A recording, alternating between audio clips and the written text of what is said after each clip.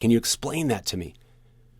And we had a deep conversation about how this thing that we call church is doing a good job of producing people who go to church but might not actually really know Jesus intimately.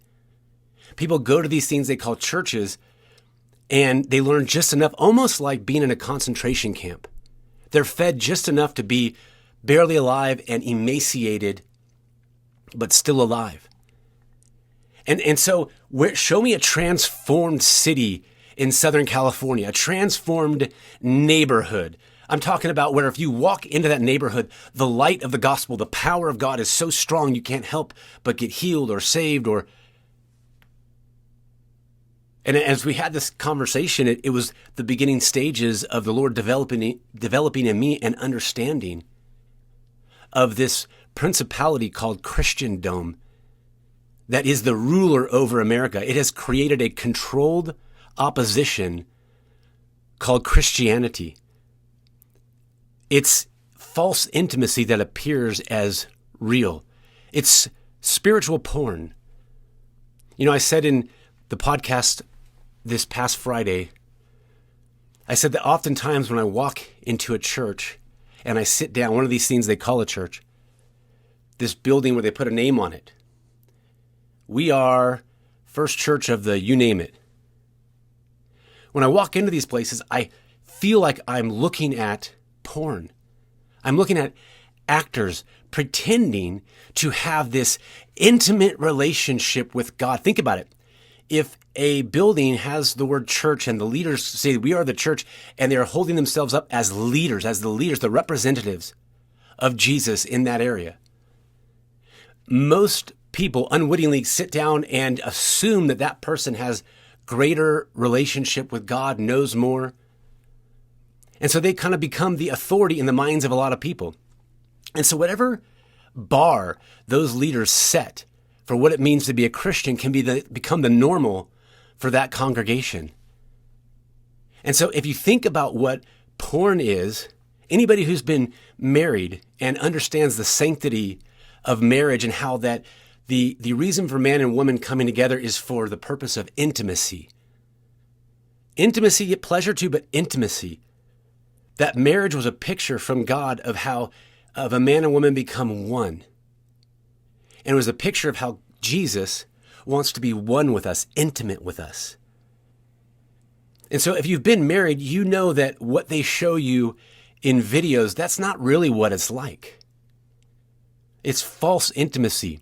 The same thing is happening inside these things they call churches, where you've got people worshiping God, yet maybe that worship leader is actually a witch. You've got people, I told the story last week, and I felt like when I was listening back through one of the podcasts, I thought I didn't hit this story hard enough. I don't think people got the picture. There was a young lady in a church, and this is when I was in my 20s, and she'd be in the front row, lifting her hands every time, worshiping God, one of the loudest, prophesying, laying her hands on people, young lady, beautiful. But she'd be dressed half naked. I mean, short shorts beyond, you could see beyond her legs. You could see her whole belly and the ring that she had in it. And I'm all for beauty. I'm a human. My wife is gorgeous. My wife is so attractive. One day, some of you will meet my wife or see my wife. She's beautiful. I enjoy a beautiful woman. I'm not against beauty. I don't think we should try to be ugly. But here, I'm in this thing they call a church, and they had a name of this church, right? A building with a name, and this is the church. And here's this girl half naked, and she is there, and she's worshiping, and I was having coffee with her pastor, and I brought her up, and I said, hey, has anybody spoken to her about the way that she dresses? I said, typically people who dress like that have got some sort of dad issues, or there's a reason why. And I think she probably needs some help and some love, because she's definitely been a stumbling block to a lot of people. And I was super kind about it. And I remember I received the ire of the pastor, he was annoyed that I would bring that up. And he felt like I was being religious. In the name of freedom, it was for freedom Christ set us free, is what I was told. And I was sort of being a religious zealot to bring up how she was dressing. Now, this story will blow your mind. Many years later, there was a very famous evangelist who literally won 1 million souls to Christ by the time he was 30. And he was in the midst of a move of God where there was healings taking place, and they were having one of these things they call a revival. And I mean, I knew people who went to this thing and they got healed, and God was really moving, and it was going on for months. And in the midst of it, this man fell with one of his interns. And it turned out the intern that he fell with was the girl that I'd asked that pastor about some years ago. See, the Lord had given me the prophetic insight. I was so young in the Lord, I didn't even understand how right on I was. And when that pastor sort of chastised me and told me I was being a religious zealot by even bringing it up, I put my tail between my legs. I was a young man. He was an older man. I'm supposed to respect and honor him. I was in my 20s. And I was confused by it. Now, many years later, I love that man. I love him a lot. And I just realized that he just didn't know the Lord very well. He had his own issues. Growing up in this Truman world of Christendom, he himself probably never got free, never understood, probably didn't have a prayer life that would allow him to look at that situation, and clearly that girl needed help. Now, I know her this day. The Lord connected my wife and I with her and her now husband. But to this day, there's a provocative dressing that she does. And so she needs help. She needs a pastor, a leader, an apostle, a prophet to address that.